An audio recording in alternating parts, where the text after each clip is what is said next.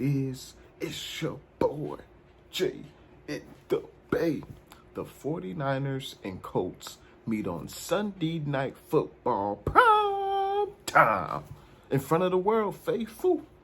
Go ahead, leave your thoughts in them comments and let me know who you think is going to win this game. And now it's time to break down the game. Let's get it, faithful. You may be asking yourself, who are the Indianapolis Colts? What do they do well? And what are some things they don't do well? Let's start off first with the injury report for the Colts. There are several players on the injury report. Most notably is guard Quentin Nelson. He is one of the best offensive linemen, guards, offensive linemen in the NFL. Unfortunately, he's been placed on IR. Now, what they do well, the Indianapolis Colts, they do have a solid running game with Jonathan Taylor. I believe he's averaging about 4.7 yards per carry. So the 49ers would definitely have their hands full in stopping the run. And they also have Michael Pittman Jr., excellent wide receiver. He leads the Colts in offensive snaps at the skill position, and he's also the best Colts wide receiver. They also have two tight ends, Mo Alley-Cox and Jack Doyle. And Carson Wentz loved to throw to his tight ends, of course. And we know Carson Wentz. We've seen him. He played with the Philadelphia Eagles last year. They actually came into Levi Stadium and beat us last year. Hopefully that will not repeat itself. Carson Wentz, he's having a solid year. You know, he's thrown for 9 touchdowns, only allowed 1 interception.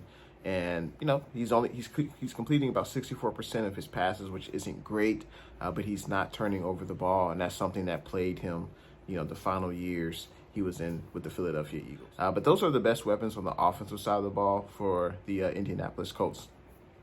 But that offense, I would say it's pretty much average. They do have a top 11 running game, but other than that, the passing game is middle of the road. Total yards is middle of the road. Points scored, they're basically an average team. But everything else on offense, you know, the stats just show it's pretty average. On defense, they do have, of course, DeForest Buckner. He's a beast. And they also have Darius Leonard. And they also have a middle linebacker, Bobby Okoro. He actually leads the team in tackles. So those will be 3 players definitely to watch out for.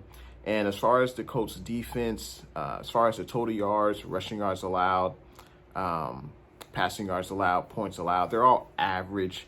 They're in the middle of the pack, so they don't do anything great on defense. Now, one thing they do exceptionally well on defense is they force turnovers. They rank top 5 in turnovers, and they're one of the least penalized teams in the NFL. So they play disciplined football. For the 49ers to be successful on Sunday, on the defensive side of the ball, we have to slow down the running game. We have to slow down Jonathan Taylor. He is one of the better backs in the NFL, and as I mentioned before, he's averaging about 4.7 yards per carry. So it starts up front. We have to make our presence felt on the defensive line, and we have to not allow many holes in that running game. Carson Wentz loves to throw to his tight ends. That's going to be an interesting matchup. Jack Doyle, Mo Alley-Cox going up against the 49ers linebackers and possible safeties. And, of course, it's Michael Pittman Jr. You know, he is one of the up-and-coming wide receivers. He's 6'4", very tall wide receiver. That's going to be an interesting matchup between him and possibly Emmanuel Mosley or Josh Norman, whichever corner matches up with him. But I think those are the best playmakers, the running backs I just mentioned, the tight ends, and then you got Michael Pittman Jr. In order for the 49ers to win this game offensively, y'all know it. We got to go back to the basics. We have to run the ball. You know, Elijah Mitchell had, you know, an appetizer worth of carries last week. I expect his carries to go up. Also, Trey Sermon is healthy. So Trey Sermon and Elijah Mitchell are our best backs going into this game. And I think, you know, they should get a lot of carries, you know, between the two, 25 to 35 carries, easy. Not only do we have to run the ball, but we also have to play disciplined football. We have to not have dumb penalties that'll set the offense back or allow the Colts offense to get easy first downs. And we also have to take care of the football. The Colts defense thrives on forcing turnovers on their opponent. So that's something the 49ers definitely need to you know, be well aware of. We need to keep our hands on the ball, on the offensive side of the ball, no fumbles. Jimmy G can't throw any interceptions because I think this game is, you know, we're 2 average teams at this point. The Colts come into this game at 2-4. The 49ers are, 2-3. And these are kind of like must-win games for both teams. The 49ers offense also needs to start fast. This offense this year has been plagued by, scoring the least amount of points in the NFL in the first quarter and basically the first half. We have to get off to a fast start. We have to put points up on the board early and often. Obviously, faithful is the return of DeForest Buckner. This will be a huge matchup between DeForest Buckner and the interior of our offensive line. And DeForest Buckner, he will be lined up at the defensive tackle position, I believe, going up against, Brunskill and Alex Mack and possibly Lincoln Tomlinson. When he lines up against Brunskill, I think he definitely has an advantage. But Kyle Shanahan's going to have to do something to scheme up plays to run or pass where DeForest Buckner is not, or give Brunskill help, because he's definitely going to need it going up against DeForest Buckner. He's one of the better defensive tackles in the NFL. Y'all know it. So it's going to start in the trenches. We have to be able to have a clean pocket for Jimmy G and open up running lanes for the running backs. Not only does the defense need to slow down the running game and also take away Michael Pittman Jr., but we also need to force a turnover.